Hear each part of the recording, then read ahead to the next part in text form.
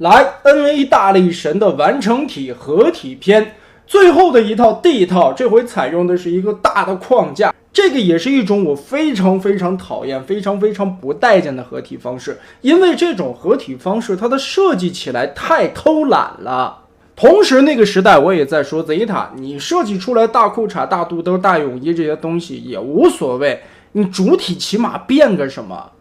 你让我们感觉到啊，这是另外的一个成员，这是额外多出来的你第三方原创设计的一个成员，最终完成合体，你能保证了美型度也好嘛。然而它什么都没有变，这回 NA 好的不学，学习 Zeta 的合体金刚设计方式。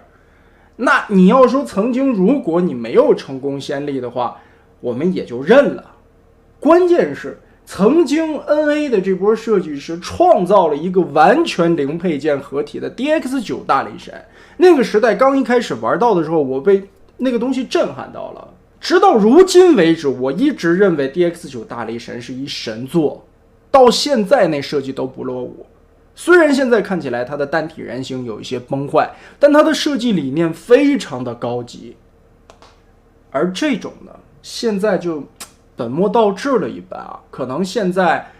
更多的人注重的是 G1 的还原度，注重的是美型，注重的是单体的比例，注重的是车型的一体性，注重的是他们整个的成员放在一块的一个统一的完整度。而最终他们缺失的是什么？缺失的是变形金刚的灵魂呐！灵魂是什么？灵魂是变形设计，这也是 NA 家的灵魂，把魂儿丢了。你说这个话题我们先放在这儿啊，盒子这里摆了半天了，我们先来看一下吧。这一回最终完成合体的配件，这盒子竟然是6个里边最大的，外包装上面也是一个仿 G1 式的峰会，这个大力神的人形造型也是和 G1 玩具有些许的雷同。背后这里人形的一个实物玩具照片，6款加上这个进行一个合体。那么我们来看实物。好，玩具的本体实物拿上来就是这个样子了。这一回里边除了一个大的整体的人形之外，还有一把额外的可以发光发声的大枪，我们先拿到一边。这个也是跟我之前猜测的差不太多啊。把这里先插上，直接插进去就行，然后往这里咬住，把这个膝盖结合好，一条腿就有了。这个就左右打开腿部，然后把这里夹上，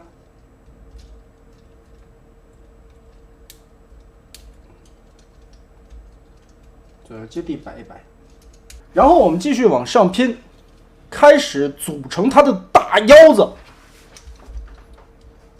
秃头，这回双腿和胯部跟你没什么关系啊，你只要组成腰部就可以了。秃头变成一个这样的造型。然后我们把这个胸往前翻折，打开下方的这里的空洞，把车头直接套合进去，嵌入到位，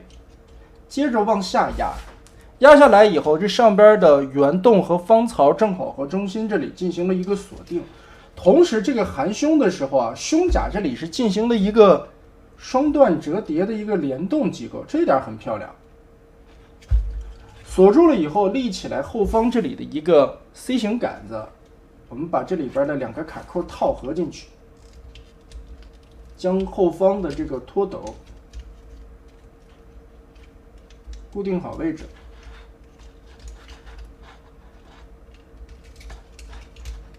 好，插合，最后盖板这里再盖上，进行一个第2次的锁定，插进去。接着是吊钩的搭载。吊钩这里先把肩膀这里脱开，这里有2个特别小的钩子，把这里卸开，然后把肩膀这里脱下来，卸开，脱下来，把这里全部的展开，吊钩直接从中间掘开中间这里所有的连接杆子，然后拳头这里稍微的收一下吧，转方向，我们把这拳头尽量的藏起来，藏哪儿啊？藏这儿吧，拳眼朝下，然后顺势跟这么旋转过来，这个时候我们再往下翻这一片，进行一个结合，这样就多了一个插孔的位置。结合起来以后，再往侧面推这个吊臂，对吧？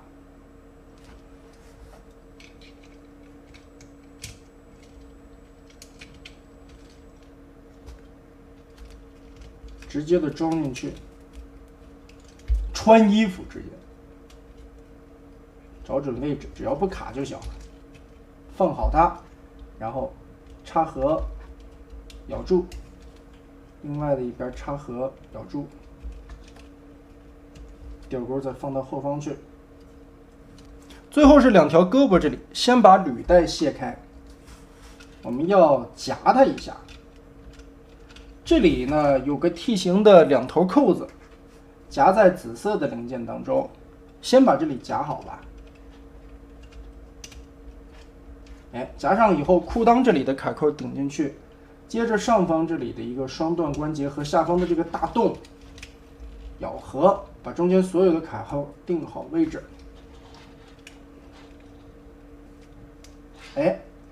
不过这样咬死的话，这条手臂的这个挖掘机它就不能上下的旋转了，所以这个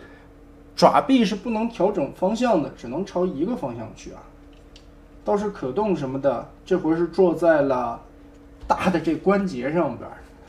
在泳衣上做了，就跟它没什么影响了。最后的推土机往上挂载的时候，要注意一下，脑袋一定要放到垂直的位置，穿过这里的方洞，进行一个插合。尽量我们还是要抬起来看一下脑袋有没有对准，套合进去。好，组合完成就是现在的样子了。可以说这一回组合完成以后的造型非常非常的记忆，造型也是非常非常的帅。整体来说基本上保持了记忆设定稿里边走出来的样子了，同时和记忆的动画片里边的出入也是不大的，很漂亮。但是它是建立在有这么大一替换件的程度基础之上，当然也能想象得到，这回 NA 最终选择了保美型的方案，也是最终把这个大泳衣做出来了以后，处理的效果反而还原度方面考虑的确实好啊，而且身上也有不少的小噱头。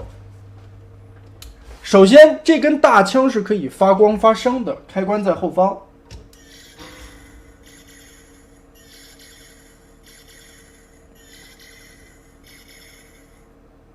有声音。第二个，脑袋侧面这里有一个按钮，打开以后眼睛可以发光。头雕的美型度做的还是非常不错的，保持了 NA 家的一贯的一个美术风格，凶神恶煞的造型很好看，而且脑门可以打开，里边可以翻出来眼罩戴上，这个也就更有记忆大力神的那个味道了。整体来说非常的漂亮，这一点也确实最终合体以后的样子是挺震撼的。同时这个应该是就目前可变形可合体的大力神里边，这个是最记忆的了，也没有之一啊。同时它也是利用了这么多的美型替换件来实现出来的这个目标，能与之相媲美的还原度来说，我觉得就是之前 BA 出的那个大胶的大力神了，当然那个基本上连可动都快没了。身上的可动性非常好，不仅有弯腰的旋转的关节，它在很多的关节上边处理，因为有这个大力神的裤衩加持，或者说整体的连体泳衣加持，所以说这些关节组合上来以后的稳定性很好。胳膊这里的旋转来回摆动，塑料的手感也很不错，手腕这里也是可以摊开的，甚至可以跟什么排云掌。而且胳膊肘和膝盖这里都用了双段关节，而且里边压住着一个联动的合金件，来展现它每一个关节里边的不同的步骤吧。这里边是齿轮关节啊，在旋转的时候，这个液压杆是可以跟着动的。同时，大腿这里还有一个联动的层次。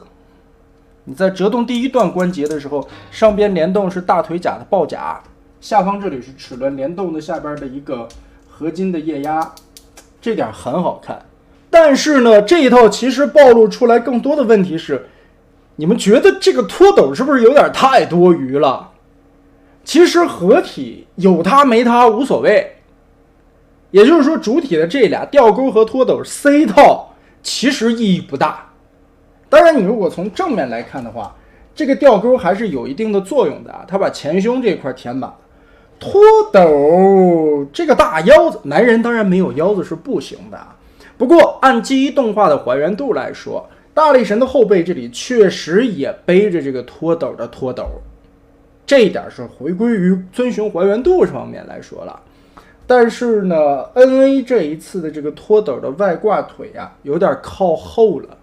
就是这块背包小书包很多余，很凸出来。哎，这个地方其实还有一个小细节啊，轮子这里往外 Z 字折叠撇一下，不过意义不大，没什么作用。整体来说吧，因为是大泳衣的存在，所以这套大力神的美型度非常非常的棒，真的很还原记忆，已经非常不错了。但是问题就是它不好玩，身上用了太多的附件来外挂，导致了这一套虽然说美型很高，但是呢你把玩起来的体验其实并不是很好。设计你得怎么看啊？设计其实是分两个层面的，一种是结构设计，一种是外观设计。如果说这套大力神的美型设计、外观设计能达到90分的话，那它的变形结构设计，我觉得最多只能给到及格了。所以说呀，这就是鱼与熊掌不可兼得。或许说现在的变形金刚市场圈子已经走向了另外的一个方向，变形金刚将来以后可能已经不再玩变形了，慢慢的人们只注重美型，只注重记忆的还原度。当然如果说能把这些东西都兼得下来，那是最好的，又还原又美型，变形又好玩。那当然我想一想，应该是下个世代应该考虑的问题了吧。所以就目前这个时代来说，更多的人还是选择了战狮和还原度。但这套 NA 的大力神，如果你是一个战狮党，它做到了；但如果你是喜欢把玩，你是 NA 曾经被它的那种颠覆性的设计、奇思妙想的变形所吸引进来的话，这一套绝对会让你失望。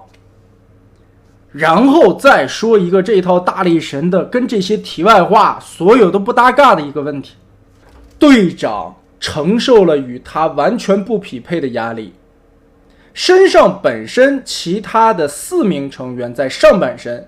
是一个4倍于队长的重量了，一个大型的泳衣，身上还有不同程度的合金件，外加一根夹着电池的大枪，这又是成倍的重量压在了队长的身上，于是队长终于不堪重负了。这个铲土机我觉得在合体模式下这个稳定度是有待商榷的，它没有进行维度锁定，而只是用一个单向的插头来把腿部翻转的那个结构锁定住，所以这一块你在变形完成的时候，你合体其实是没问题的，但是你摆可动，尤其脚部扭造型的时候，会不由自主的这个卡扣脱开。同时 NA 的料子是那种很油很柔韧性的料子，所以这个卡扣的阻尼也不是很好。我个人的建议啊，因为在将来嘛 NA 据说还要做那个其他单体成员的替换补件，如果在做那些补件的时候，能不能同时把铲土机队长的这双腿也考虑在其中，多做一个维度的锁定。你看现在搅拌机的这一块反而很结实，这个是没问题的，因为什么？它最后合体的这个连接的地方啊，这里其实也是一个维度的咬合，所以这一块相对来说比较结实。而铲土机呢，其他的地方我没发现啊，就这一块特别的容易松开。看似挺大俩卡扣啊，其实插的力度不是很好。然后就是这个大力神成员的头重脚轻现象，两只脚太小了，它的接地面积变小了。如果说从侧面看，我们来一个立正的姿势，正面看还原度我觉得90%以上了，非常的记忆，非常的好看，这一点毋庸置疑，这是目前最记忆的大力神。来看侧面，多出来的这块小书包拖斗，当然这个也还原记忆啊，只不过我刚才也说了，它太靠外了，太突出了，太长了。然后你看它的整体重心，这个脚虽然说已经有延长了，脚尖和脚后跟延长出来了一部分，但它的接地面积仍然太小。如果你正常的笔直站立的话，它是很容易后仰的，所以你得稍微的带点倾斜的角度靠前，或者说你摆成 A 字接地、8字接地，来增加它的接地面积。再加上非常容易松脱的铲土机的这个位置啊，这一块容易爆开，这条腿容易炸裂。所以呢，我这里还是觉得 NA 如果在后续考虑的时候，队长的这个合体的维度锁定一定要考虑其中。如果说很多人一旦接受了 NA 的这一套大力神的话，你会觉得它真的是最G弯的大力神，真的很漂亮，站在那里是很毒的。但是如果说一条腿爆掉的话，是非常影响整体的结构稳定性，以及最终大家在这个大裤衩、大泳衣构建起来的最G1的大力神的外观之下，瞬间会被这条腿崩塌掉的。很漂亮，但你得怎么评价这套大力神？如果说论还原度来说，确实不错，但如果说论好玩的话，这才是我心目中的神作。虽然已经经历了多少年的风霜啊，大家可以看到其实不同程度已经有了变色的现象，但却掩盖不住它的设计非常的牛逼。 DX9 的蚁力神绝对的大力神里边的一个全新的合体方式，它是神作，乃至于所有的合体金刚之中它都是一个神作。 NA 的大力神它是目前为止最G1的，可以说经历了这么多年，从 DX9 到 NA 的一个迭代的过程吧，大家也能看到玩家已经逐渐从喜欢变形结构、喜欢奇思妙想，逐渐进化成了现在的只注重外观了吗？也许这是官方开的一个头，从 MP 3.0 开始吧，取而代之的是其他的那些变形结构，很多的逻辑已经完全不再考虑了。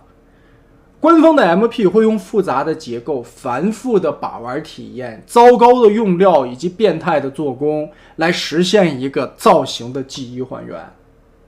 而第三方这边 NA 的大力神用了一个完全不属于这个时代的大泳衣来实现出来一个G1的绝对还原。